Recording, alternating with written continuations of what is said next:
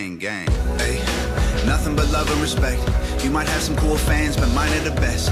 We've been through it all, went to war when duty called. Never left a man behind, we move as one is super strong. I don't want followers, that implies I'm the leader. I'm not the captain, I just gave them something they can believe in. I hold the lamp in the darkness, but they're the light that I needed to see the road that we walk in between the angels and demons. And my fans have my back. Hate us if your feelings don't like facts. And my fans will fight back. Beat you with the keyboard you've been using to write back. I guess we need each other like both sides of the battery. We the army, we the homies, we the gang, we the cavalry. We're brothers and sisters, we hold it down like we gravity. Can't nobody break the bond that made us all family. Me and my fans, we don't care what anybody say. Middle fingers to whoever in the way, man. Me and my fans, we gon' be together to the grave. It's the gang till forever and a day, man. Me and my fans, we don't even trip in the hate. We the I don't give a fuck in our veins, man. Me and my fans, We the hangover gang. Gang, gang, gang, gang, gang.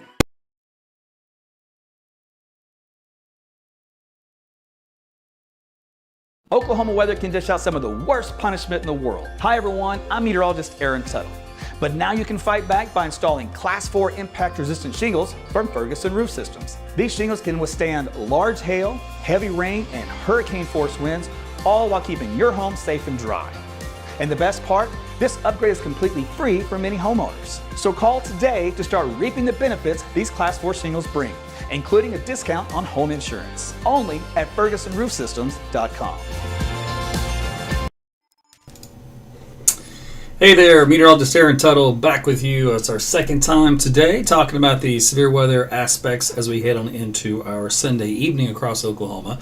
So for the last few days, we've been talking about the threat of severe weather. That's going to include some damaging winds, some large hail, and yes, looks like going to be a few tornadoes out here across the state. So thanks for joining me. Make sure you tell your friends and family about AT's weather.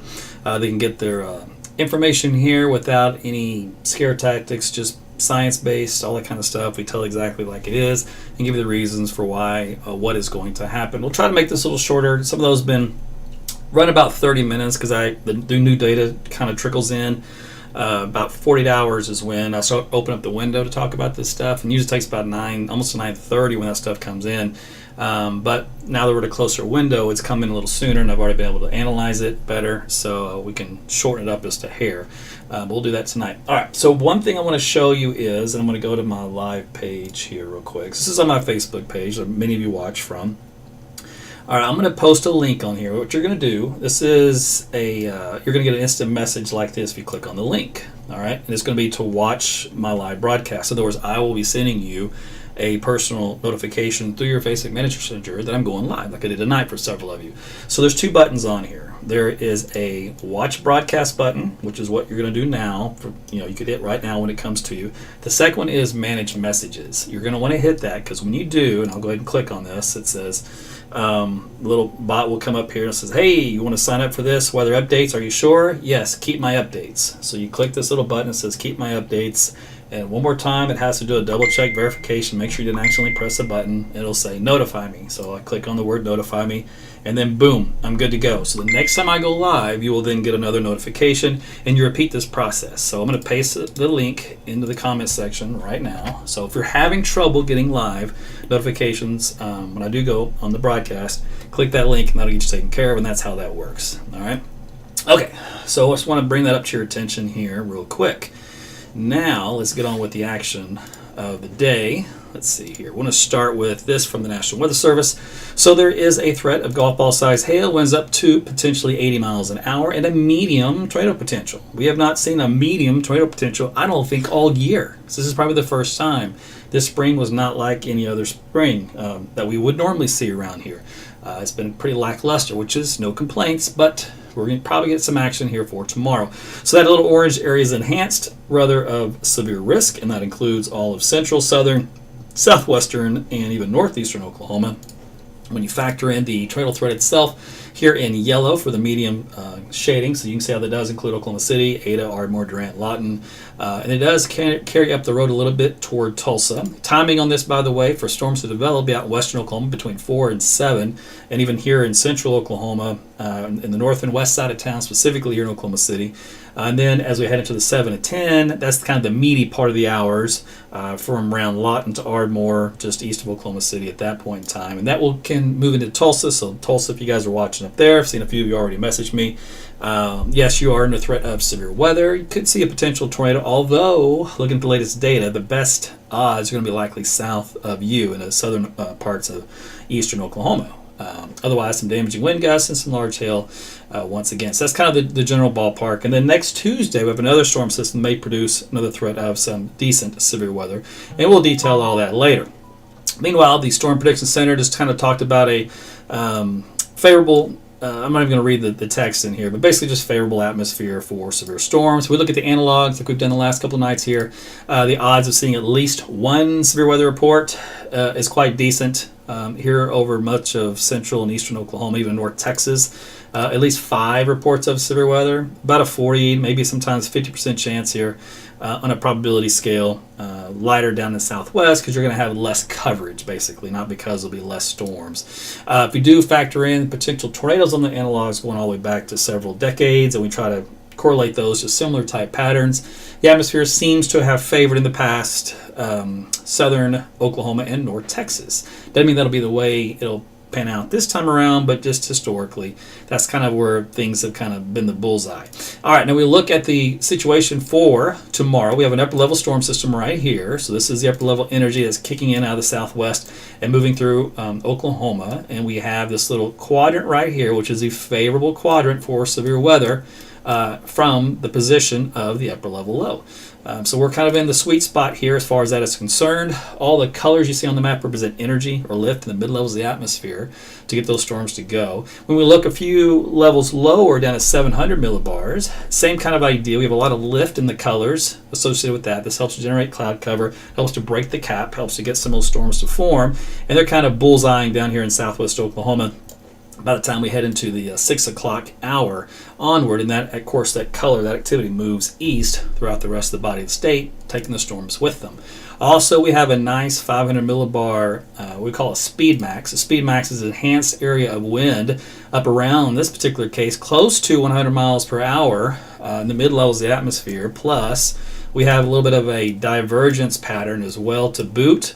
So this divergence pattern that comes through here is like an evacuation of air, so it helps to pull the air directly up and really helps those storms to fire. So honestly, this is an ideal situation for severe weather, and it is a very conducive pattern for tornadoes. The only thing we've got going for us is that it's not late March, April, May kind of a deal. We're in October, and so the sun sets a little early, and we don't quite heat up as much sometimes during the day, and sometimes the moisture quality isn't always there. So we do have a few things that can sometimes work in our favor, but otherwise, a lot of these other indices are kind of, screaming. We're going to have to deal with some stuff. Okay, so let's take a look at the HER, and I want to show you this. This is the Helicity tracks, and let me see. I think I have a close-up view of that, so I think I'm going to do that as well. So Helicity tracks is where you see storms rotate and along a path. Now what that means is they're supercellular in nature. In other words, they spin.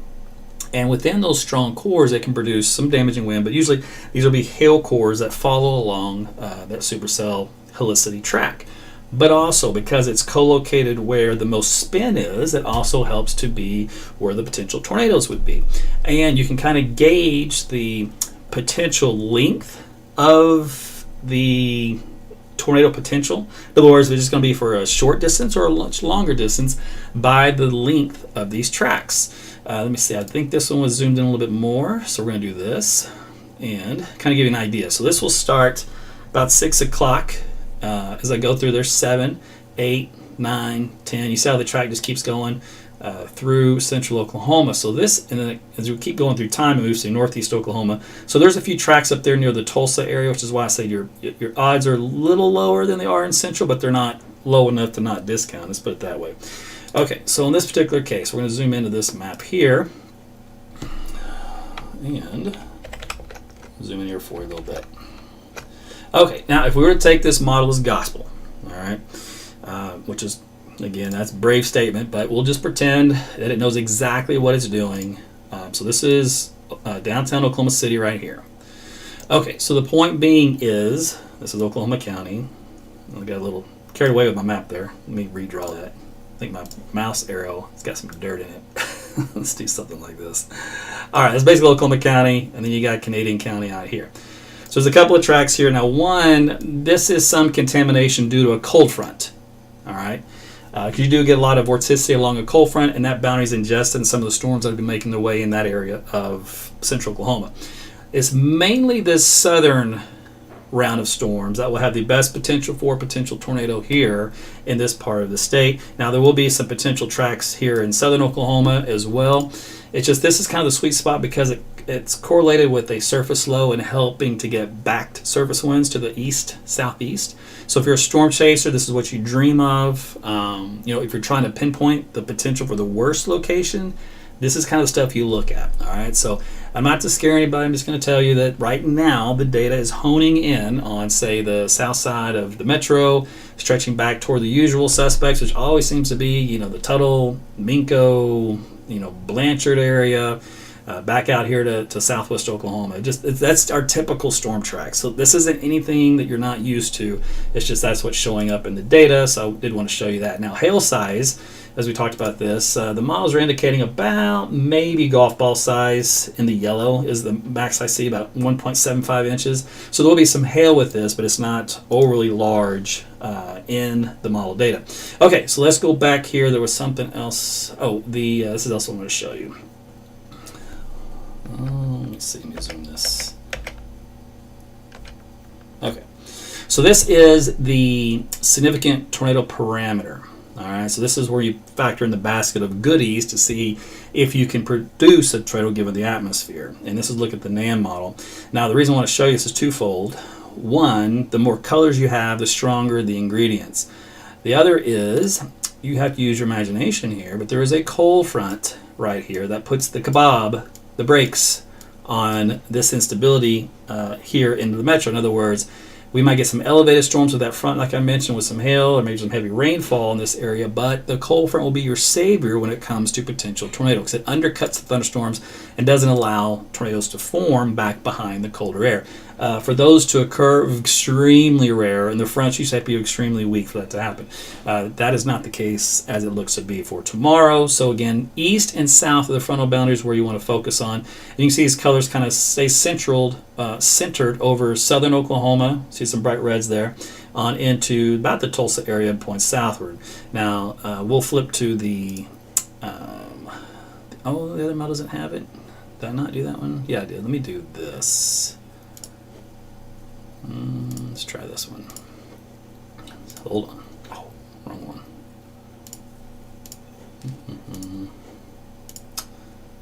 Okay. Now this should give me the HER. That's what I wanted. All right. Now we'll look at the HER, significant tornado parameter, see if it's any different from the NAM. And it is a little different and it's a little bit more fine-tuned because it's a higher resolution model, and it's going to try to be more specific. So what it does is, with the surface lows developing down here in southwest Oklahoma, it kind of focuses those ingredients right along and east of it. And again, that's why it's got that strongest Helicity track, which I showed you a minute ago, and that was based on the HER model. So that's the 23 hours, so it's 24 hours. So here we're at the 7 o'clock hour. And you can see how it kind of noses on in into just touching the south end of the Oklahoma City metro area. Then kind of quickly moves away by, let's see, 8 o'clock, 9 o'clock, 10 o'clock. See, now it's in eastern Oklahoma. So our window is very short, is what I'm telling you. So it has to happen within that 2-hour window, that floating window from west to east as it moves through. Let's see. Okay, so what else I want to show you? Let's do this. Let's show you the parameter down elsewhere. So this is the same tornado parameter, and I'm looking at about, let's see, let's go back an hour. Okay, so this is going to be 8 o'clock. So we'll do 8 o'clock here. All right, just want to show you what's going on down in North Texas. So that's the NAM model, and then there's the HER. So they do have some of those ingredients down here into North Texas, is what I was trying to show you, because I had people ask me about Dallas-Fort Worth, and the models are kind of flip-flopping on whether to handle it as more like a squall line or maybe more of some broken supercell cells embedded within that could produce a tornado. And right now, it could go either way. So again, I would expect probably at least a couple of tornadoes down there in North Texas based off what I've seen so far. So let's look at more details here, a little closer up view. And a key for the position of the front, of course, is where the moisture pulls in and kind of puts the brakes on. So we do go with the high resolution HRRR, which I've been favoring so far the last couple of days here. The front is doing something like this, and we're looking at 7 p.m. on this map. You'd have a little surface low here that's developed, a little meso low, and the main low down here. And again, the key is these lows help to bring in more of an easterly component that helps to feed into them. So any storms in and along these features really crank up as a result. Now you can see that it's dangerously close to Oklahoma City Metro. So again, assuming that the surface pattern holds and the moisture all is good, doesn't look great. Now, the north and west side of town, you're on the cold side, so that's some good news for you. So as long as this plays out as is, the front saves the area up north and west of town. But the south and east side of town is where the most favorable ingredients will be. And let's see, there's 8 o'clock. The front is already pressing through, so there's actually a low right here that's moved up. And the front does something like this. And here's your new meso low here. Again, the old surface low here with a dry line action back in here, helping to fire off these check 1, 2, 3, 4 supercells, probably 5 supercells there. Indicative of that type of a pattern, which is standard given that situation. But again, when you got the cold air that comes in behind the front, it cools things down, stabilizes it at the lowest levels, and if you're still getting rain, that's what it is. You know, that's the good news. And that's quick. That's 8 o'clock. That's how fast the window closes. It's not long, folks. Anyway, so that will then continue the next hour on to the east. So there's a new meso low, looks like forming near Tulsa. That backs the winds out of the east, southeast in that area. So again, just kind of watch it up there, point southward. Otherwise, we kind of get that cold air here in Oklahoma City by then. And then Dallas will be seeing those storms. So how do the storms look? And the shear crossover, let's take a look at that. And I'm going to show you a sounding and then the radar forecast, and then we're wrapping it up. Okay, let's see here. So here's the Cape values.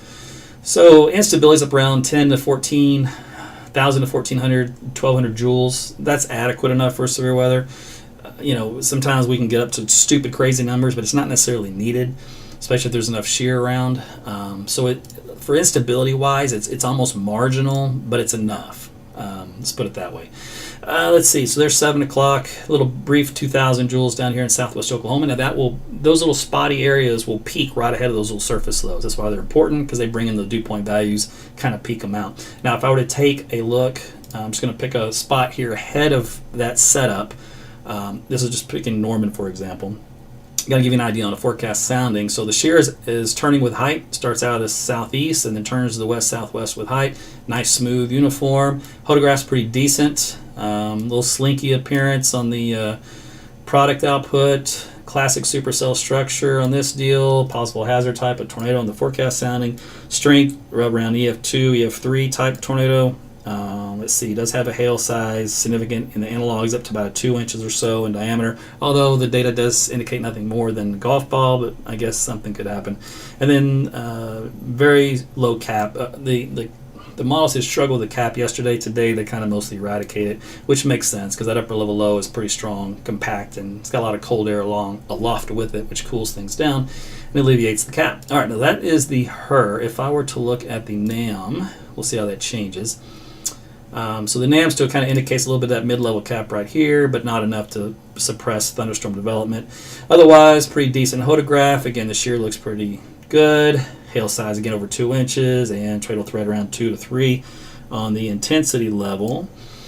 So that would be called a significant tornado, again, should that happen. Let's see. I'm going to go down here to southern Oklahoma. Same kind of idea. This is the NAM. Looks the same as it does here in central.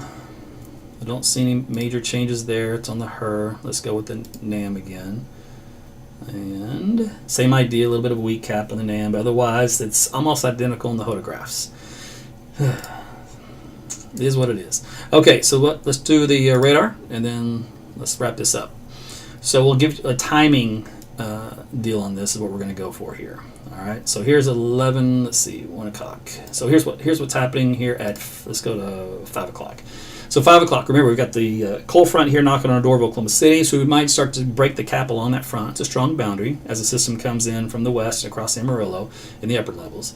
All right, so we'll start to get probably some thunderstorms developing here in Oklahoma City. To be elevated, a little bit of small hail with them likely. Then we watch for the big storms to get fired up down here in southwest Oklahoma. Now, if you want to zoom into that, we'll do that here in this particular map. So right now it indicates this is a future radar, so this will be up around Roosevelt, Hobart, just north of Altus, and Snyder seems to be a favorite area of when these things really start to get going. Let's see, the next hour they move rather quickly from 6 to 7 o'clock here on the west side of town to Binger, Calumet. So again, these are the ones that be potentially tornadic. This one especially coming in just west of Chickasha, and then that quickly moves north and east across the southern parts of Oklahoma City in Oklahoma County, again potentially tornadic. And then down here, and we might get another supercell or two that develop down the line through Duncan, Waurika during the 8 o'clock hour. Through 9, that broken line continues. These are like embedded supercells within what is going to be a developing squall line. So you still have some potential embedded tornadic activity for that hour through 9 o'clock.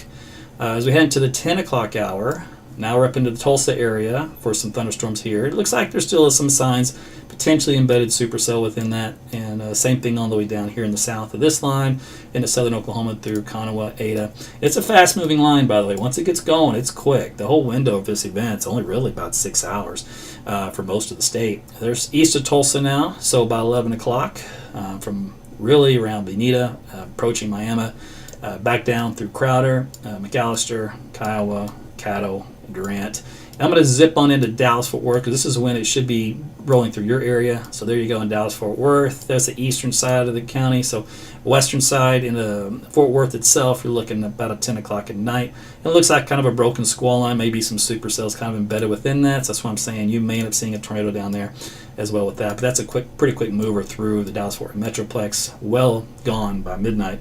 In southeast Oklahoma, it'll continue through the midnight hour. Here in the eastern Oklahoma, through Muskogee, Tahlequah, and then up toward Miami again, and then pressing on into southwest Missouri. Now, these storms at this point in time should start to wind down up in Missouri and northwest Arkansas. They'll still be a little potent, but they should start to wind down. Down through Tahlequah, then far southeastern Oklahoma on the timing. And then by the time at 2 o'clock in the morning, it's pretty much out of the state, last remaining county there. And then they kind of break up here in northwest Arkansas, Missouri, but still kind of going with time. We'll probably get a little bit of wraparound. So the upper level low will be kind of passing from the Panhandle through northwest Oklahoma, then up through northeast Oklahoma to southeastern Kansas. And then you're going to get wraparound elevated thunderstorm activity that pivots around it. Now sometimes you get some hail with the stronger storms in this, so don't be surprised if that does happen. That will skirt through the northern counties from, really could be as far south as Oklahoma City, back in the northern counties up to the border, but otherwise some storms up there, whereas these stuff out here should continue to slowly weaken with time. The tornado threat should also weaken quite a bit from earlier in Oklahoma. A lot of the ingredients aren't showing up in the model data at this point for that. So there's a very close-up view, hour by hour, of that activity. So back on a more broad map, you can see how that kind of moves on through, and that's all she wrote there. Okay, temperature-wise, let's see what else I want to show you. Here it is. 70 outlook, mid-80s tomorrow, and then otherwise 70s return, even some 60s for the middle of October for daytime highs, and overnight lows into the 40s. How about that, October 17th? Well, that's going to be chilly, man. 43 degrees. All right, so listen, that was a mouthful. So thanks for hanging in there. I tried to do it short. Sure enough, we still end up about 30 minutes. There's just so much to talk about. So what do you do? By the way, I see you guys sending me some stars tonight, so I just want to thank you for that here on Facebook. So I appreciate all the support you do. Support meaning anything you want to do, be it financial, buying a AT's Weather t-shirt from my bonfire store, just liking and sharing the page, telling your friends and family about me, that kind of stuff. It all works for me. I'm not picky at all. And keep in mind, I do cover severe weather when it comes to tornadoes. So I will be broadcasting live. First, I'll do an weather update tomorrow afternoon, maybe like 1 o'clock or so, or noon. It'll be after the morning data comes in, so it wouldn't be before 11. So I'll do that, just kind of give you a last minute, heads up. But otherwise, I don't expect anything different really to change. Although we might just fine tune maybe by a half an hour on timeline, and then maybe by 30 miles or so, giving a direction on maybe the most intense areas. Let's see. Make sure your storm shelters are cleaned out for tomorrow. If you don't have one, center part of your home, lowest floor, closet works, bathroom works. If you got kids with sports gear, put it on them, helmets, pads, all that kind of stuff. Anything important you need, charge up your electronics, get those little battery pack chargers, ion chargers done tomorrow. Anything you need to do outside, put stuff in the garage or anchor it down for flying around. That's going to be better. Oh, there was one thing I didn't show you, and that was the rainfall estimates. I knew I was forgetting something. Let me throw it on here real quick. Where was I? And I did not see those. Okay, so what happens is you get streaks of heavy thunderstorm activity, right? So sometimes you get some very heavy downpours within the particular cells. And the models are favoring 1 to 2 inches here across central Oklahoma, where we got, of course, the cold front is an anchor to kind of help generate that extra precipitation, plus the supercells themselves. So you can see when you get a little bit of a dry slot where you don't have a whole lot of precip down here until the storms really get going. When they get going here, that's where you really start to crank out the precip. Down here they're forming, so you don't get a whole lot of rain out of it. But regardless, heavy rain in north and northeast Oklahoma and eastern Kansas. This is just the first wave. This does not include the rainfall amounts that we'll be seeing coming in for Tuesday. All right, I want to make sure that was thrown out there as well. Let me go to a couple of your comments for tonight. If you had any quick questions for me. So on YouTube, I see you guys going nuts over there, so appreciate you. Let's see. Matt, go A&M. I don't know, man. I'm not even watching the game tonight. I'm so disappointed in our team. Watchers are probably winning. Who knows? Let's see. Beach Bum, I'm worried for Pauls Valley tomorrow. So don't worry, just be prepared. And I will let you know if any particular storm is going to produce a tornado. So Sand says, I love your channel, Aaron. Great work. Thank you. So I worked hard at building this social media empire back in 2000. I started in 2010. And then I just kind of grew because of you guys. And then it is what it is today because of it. But yeah. Where was it going? My thought process. I got sidetracked. Squirrel. Oh, so a lot of times, just to let you know, if you're new here, California, we got a lot of transplants lately from California or the East Coast. Trust me, I hear about them. I see you guys. You talk to me. I got tons of you sending them my direction because once they turn on the TV, they lose their mind. They think everybody's going to die and the whole state's going to implode with a giant tornado. That's not the way it works, of course. And what you will see a lot of times is a lot of hoping and wishing for a tornado. Was what it would appear to be from the guys on TV. It's almost comical to a point to where I'm like, are you serious? So remember, it's entertainment combined with news, so it's infotainment, and it's a circus, it's a production. There's a lot of players involved, and they need ratings, they need eyeballs, and they make it very high energy. All right, so that's the environment. It is what it is. There's nothing you can do about it other than just turn it off if that bothers you. So if all that starts to get your anxiety ramped up and you start to get nervous and you're sweating and you're panicking, you got to turn it off. That's it. In other words, you can't control yourself. You got to turn it off and unplug it. And if you're not already, put me on and I will almost put you to sleep. All right. That's the night and day difference of watching those channels versus watching my channel. I've been on those channels. Trust me. I did that for a long time. I know how the game is played. And you can get pulled into that environment real easy. It's funny because the weather guys that come out of that environment, all of a sudden they realize that weather is just weather. It's really not all that crazy. But when you're in that environment, everything's crazy. Everything's hyped up. It's really strange. But so anyway, so when we talk about radar and stuff, I will actually tell you the mechanics, the physics that go into what is happening and why a particular storm is going to do something or not do something. And a lot of times people tell me, I was watching this guy and he says, he's going to do it any minute, and you turn over there and you say, it doesn't have a chance in the world to do it. And they're like, what? how can you be totally opposite? Well, I just explained it to you. So if you want that more calm approach, make sure you tune me in and tell everybody about you. So tell everybody about the AT's weather. So tomorrow evening I plan on doing that. So I'll probably be on as soon as that first supercell develops and starts to rotate to where it may begin to try to produce a tornado. At least has a wall cloud. That's usually about the time that I'll kick on for that, and then I'll track it off and on. I may sign off at times if things are kind of quiet, not much is happening, or if it's a deal where it's just long lived, then I'd be on through till the tornado threat ends, which may not even be till midnight. So it could be a long 6 hours for me sitting here. And those have happened many a time, but that's what I do. So I do it for you guys. All right, so that by the way, you guys on YouTube, so thanks for the comments. I see you on there. Brian, does storm speed affect tornado intensity? Not necessarily. It's just along for the ride. You have to look at it that way. All right, so let me go to the Facebook. Let's see you guys here real quick. And I can only see, by the way, back the last 50 comments. So I'll scan through here. I see lots of stars. Again, thank you for that. Appreciate it. You're welcome, Hillary. So I put the link there on the store for Bonfire if you want to get an AT's weather t-shirt or hoodie. So it's hoodie season. So I've got hoodies available now. They're zip hoodies. Those are really cool. And they're all soft and very warm. They're nice. Everything's high quality. And it's funny, I sold a shirt the other day.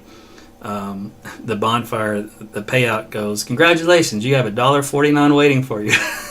I'm like, yes, score. So when I sell you those shirts, I don't do it really to make money. It's just more for your supporting me, really is all it is. So keep that in mind. And I dropped the price as low as I could to get the quality as high as I could. So it's a trade-off. But it's like the softest cotton, and it fits really well. So it's one of those deals. Okay. I think I'm forgetting something, but I don't know what it is. The link again I posted in this broadcast and I'll do it one more time in case you missed the beginning and you're late to the party. So let me post that in here for Facebook. It's in the comments section. I'm doing it right now. If you're having trouble getting notified, for example, Facebook isn't telling you that I'm live, or maybe they're telling you I'm live when I've been on for 20 minutes already, well, that doesn't do you any good.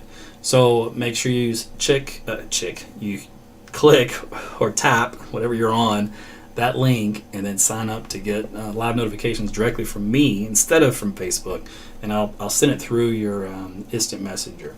And then if you haven't had it yet, make sure you get my free weather app, AT's Weather to Go.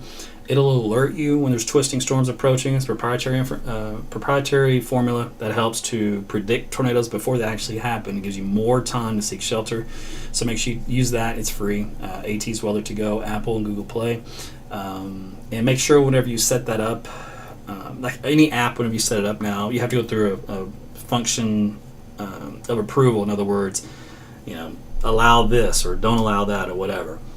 Now, my app doesn't care about who you are or what you are. It needs your location of the phone is all it needs, so that it can send a direct proprietary custom alert to that location. So you'll want to make sure when there's option is to use it, and Google irritates me because they hid it, embedded it. It used to be allow always, or allow only while using the app, or don't allow, right, for your location services.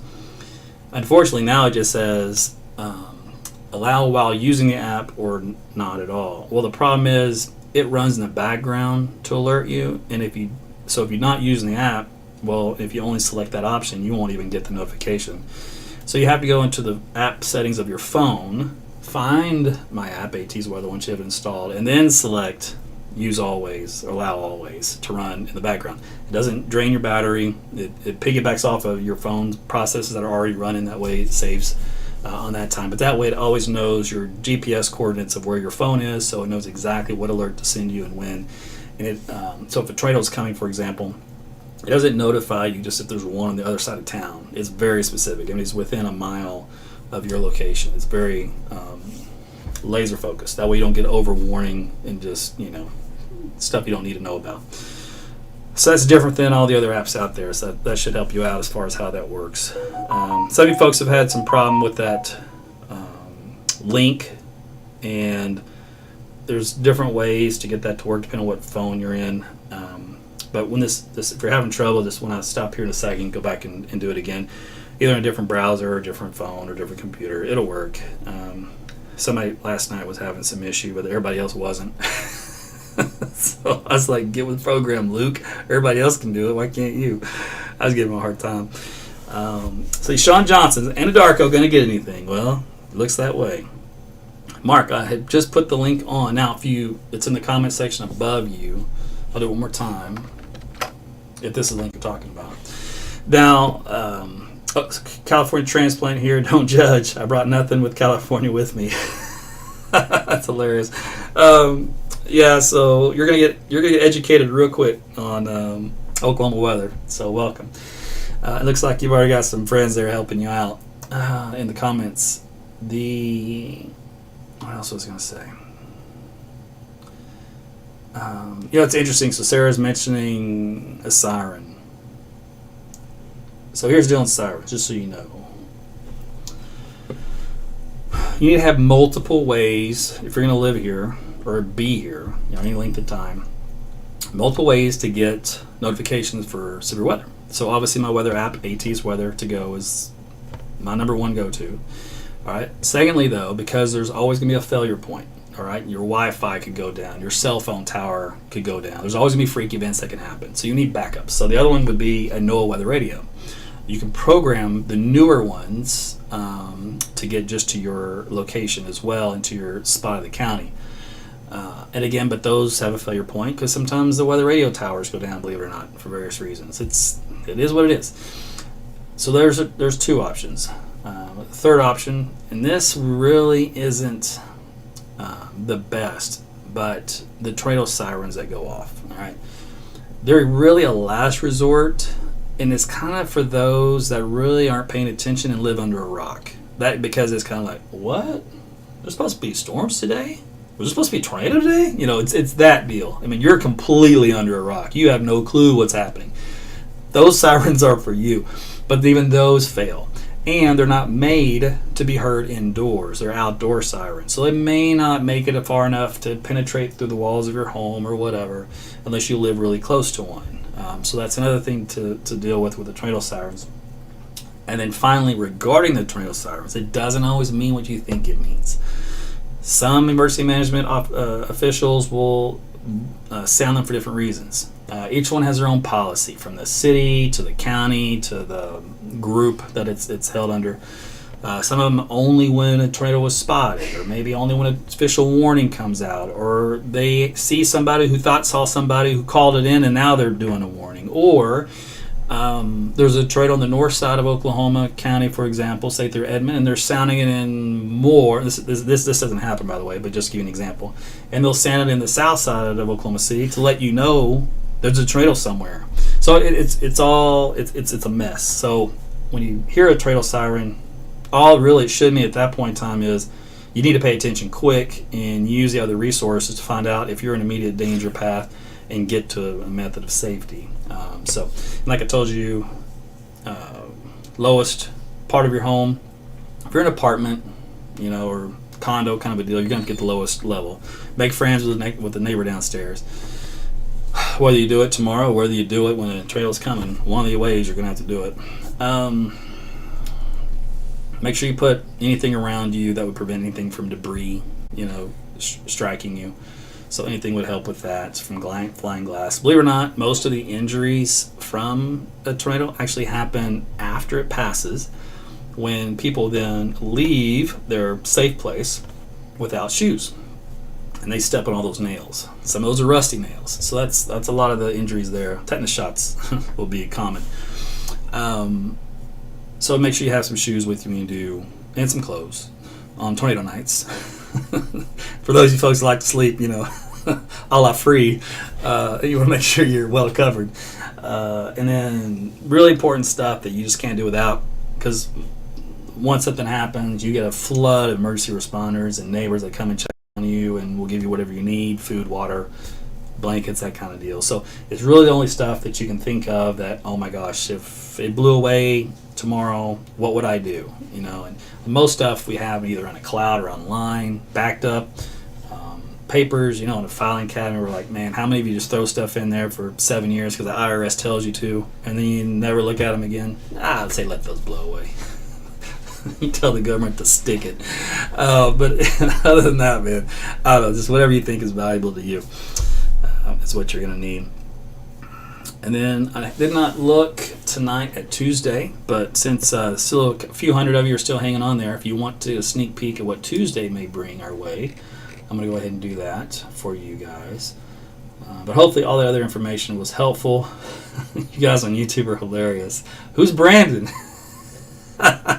I know the answer to that. It's a rhetorical question. I saw that interview and was just dying. That's the media, man. The media honestly detest the media. I really do. I worked in it, and I detested it. I detested it then. I detest it even more now. All right, let me go here to the maps for Tuesday of next week.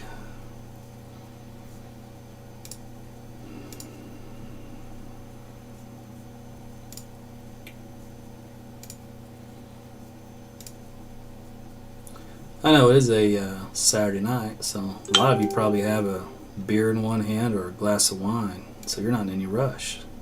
I get it. All right. So here's the system. Let's see, that's Wednesday, so let's go to Tuesday. All right, so here's the system on Tuesday. So the upper level low is actually coming in across Colorado and points northward. The influence of the lift within this comes in more like so in this little quadrant here. That's the most favored area. So that does include at least parts of Oklahoma. And the reason why a lot of the times is you'll get a cap that builds too far south and you don't get any storms. So it could be a deal where you end up getting some supercells, and then eventually turns into a squall line, which kind of puts the brakes on maybe in the northern half of Oklahoma, kind of a deal. So that does and can happen if these storms go a little too far north. Let's see the vertical velocity on that. Good solid looking dry line structure. So there would be a dry line out of that doing this little number. And so that's what this bright red indicates, a lot of lift along that dry line. So that usually fires off some pretty good storms. That would be the Texas Panhandle. That's Tuesday evening. So that's late in the day. So by the time those storms came in Oklahoma, a lot of them would lose their punch, with the loss of daytime heating. But that's what that looks like. Let's see what the tornado parameter deal looks like. It's actually less intense than it was yesterday, but the ingredients are there from the eastern Texas Panhandle into a large area here, and then of course closer to that upper level low. Back up there to the north and west. Let's go the next hour over. There they blow up because low level jet kicks in. A lot of processes happen to make things a little bit more favorable as the lifting condensation lowers closer to the ground, and so the parameters jump up. Plus the dew points probably have risen a little bit in this period as moisture is advected in from Oklahoma into Kansas. So that could be some nighttime, evening, after dark tornadoes here across northwest Oklahoma and southwestern Missouri, given that environment. And then we'll go one more over, and then that shifts, of course, with time to midnight here over central Kansas. Seems to be a hot spot, and kind of continues over the body of Oklahoma. Doesn't necessarily mean we'll see tornadoes over the body of Oklahoma, so we'll take a look at that. And we'll look at the shear too. And I'm going to zoom in for that. So let's do this.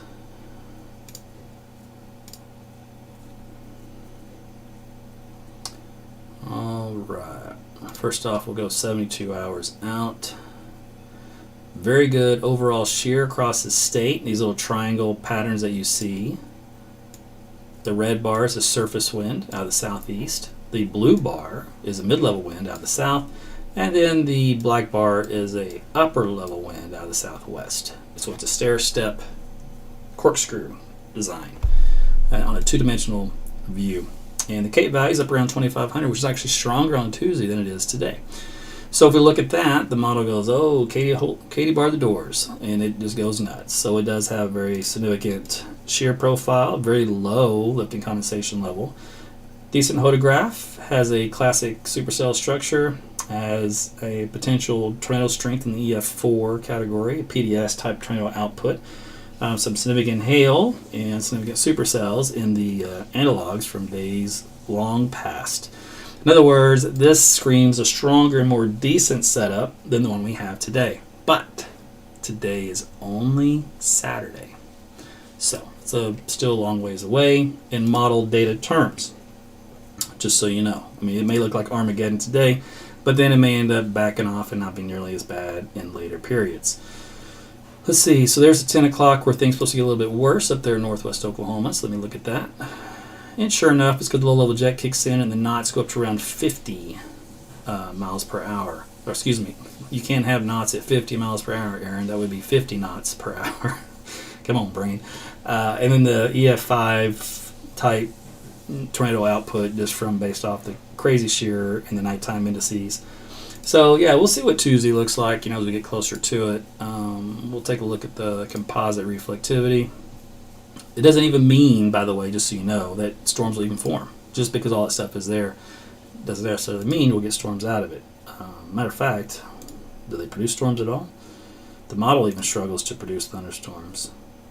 So that can only happen with, it doesn't have enough of a surface boundary for one, to help trigger things, but two, that the cap is too strong, is usually what that means.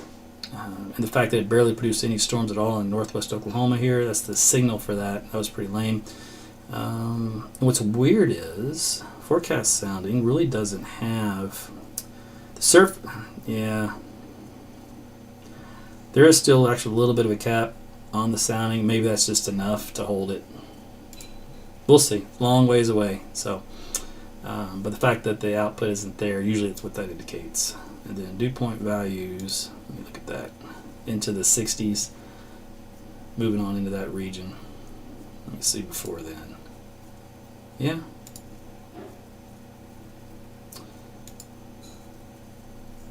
So, pretty decent setup. We'll see if it pans out. I'm not excited about it, just so you know. I'll look at it and go, yeah, that's interesting. And then as I get closer, within that 48-hour window, I'll go from that's interesting to, oh, here we go.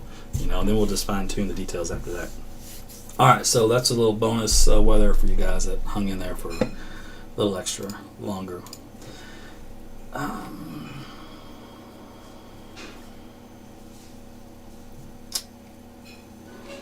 Looking at your comments here real quick. Hey, Jody. Hey, Jody. Yeah. Can you bring Larry? We have a request. All right, Ginger. Tell your daughter to come to the camera. I just happened to catch down and see that comment, by the way, amongst the others. All right. Come here, buddy. Was he sleeping? What was he doing? He just wanted to go outside. Oh, he's wanting to go out there and raise some trouble. Hey, buddy. You're on camera now. They called for you. Smell like dog food. Oh, you probably got to do some business. That's why you wanted to go out there. Anyway, this is little Larry. So little Larry is 3 pounds. He's 3 years old. And he is obviously the smallest Yorkie you will ever see. He's not growing anymore. But he's a favorite, honestly. I could probably just put him on camera and then walk off and come back half an hour, and there'd be more people watching you than they watch me, buddy. I'm a little jealous. Yeah, but he's a sweetie, man. Until he senses danger. You want to see this dude act like he's 100 pounds? You get the mailman come to the door, or the UPS, or the FedEx, or the Amazon. Good grief, man. I'm like, calm down, would you? But he thinks, because he's trained himself to just go ape, at the window, that the crazier he acts, it actually works. And they leave. They drop that package and they run off. And he thinks that's right. Taught you guys not to come around here. So for his mind, he somehow thinks that's the way it works. So we've created a monster. How about that, buddy?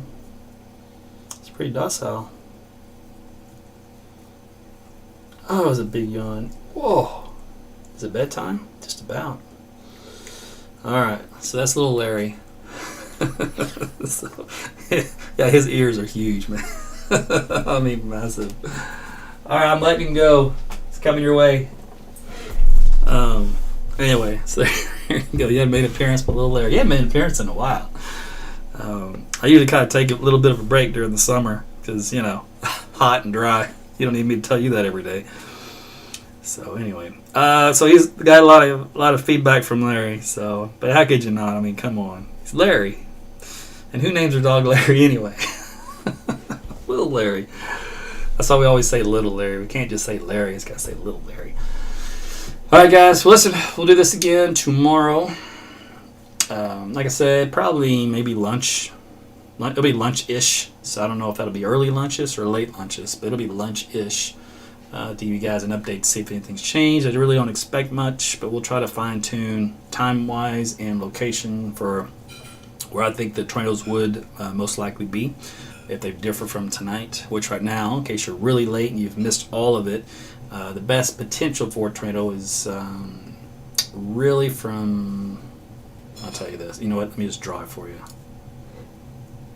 And then I'm out of here for real this time. Okay, so we're looking at something tornado-wise, probably something like this is the best zone, all right, as the way the data looks right now. It does not discount a secondary zone down here. But right now the models just love this zone. They have for the last few runs, so it'd be foolish to discount it. But anyway, and that's just because of the surface low that tracks from southwest Oklahoma, kind of tracks up like this. And as that happens, the winds will turn at the surface into the surface low. So when you have more of an easterly flow, that helps to produce a tornado better. So that's why that zone, as you can see, is going to be within that track. So there's a really short, quick, 30-second summary of what all that's about. Okay. Well, guys, thanks for your patronage and for your support. And we'll do this again tomorrow. Sleep well and make sure tomorrow you're prepared. All right. We'll talk soon. Good night.